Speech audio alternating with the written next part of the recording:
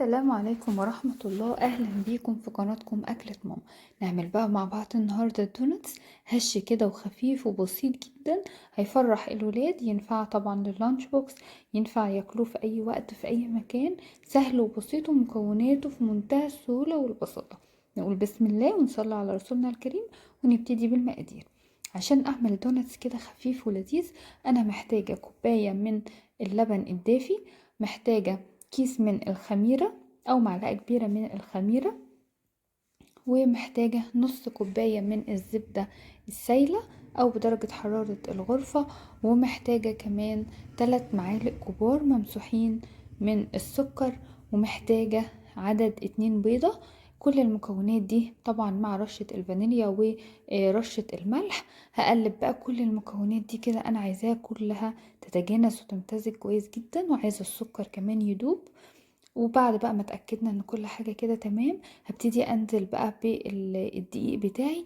انا معايا 4 كوبايات من الدقيق، وزي ما اتفقنا بننزل دقيق شوية بشوية على حسب ما السوائل بتاعتي تحتاج، وحسب نوع الدقيق والعرق بتاعه. هعجن بقى كده المكونات دي كده واعمل عجينة كده محترمة. بعدين هسيب بقى العجينة في مكان دافي، اغطيها واسيبها من ساعة لساعتين على حسب درجة الحرارة. وبعد بقى ما اختمرت زي ما احنا شايفين كده وحجمها تضاعف، هبتدي بقى اشتغل بيها بكل سهولة، وهفرد العجين بتاعي بايدي بالنشابة. وعايزة بقى يعني بصوا السمكو ما يتعداش السنتي، مش عايزاه اكتر من كده. وهبتدي بقى انا اعمل اشكل بقى عندي الدونات بتاعتي. لو انتي ما عندكيش قطعة الدوناتس يعني عادي مش مشكلة، زي ما احنا شايفين كده انا قطعتها باي حاجة، ممكن كوباية، ممكن اي شكل كده هيعمل معايا الدوناتس. والدايرة اللي في النص دي ممكن تعمليها بازازة مية او بغطا، عادي جدا مفيش اي مشكلة خالص. وكده كده القطعات متوفرة وموجودة في اي مكان وسعرها مش غالي خالص.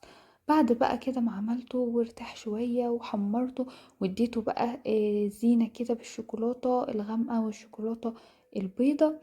وعملت معاكم الدونتس قبل كده، ممكن ترجعوا للفيديو القديم بكل خطواته بكل شرحه تفصيل اكتر من كده كمان. انا كمان زينت هنا بالشوكولاتة الفورماسا.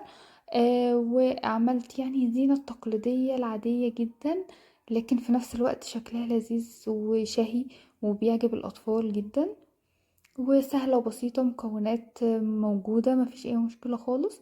عملت معايا كمية يعني وفيرة جدا، فرحت الولاد، وهتكون معاكي في البيت في اللانش بوكس في النادي في أي مكان. وطبعا بنوفر وصحي أكتر. ولو عجبتكم الوصفة ما تنسوناش بلايك وشير وسبسكرايب للقناة، واشوفكم فيديو جاي على خير من قناتكم أكلة ماما. سلام.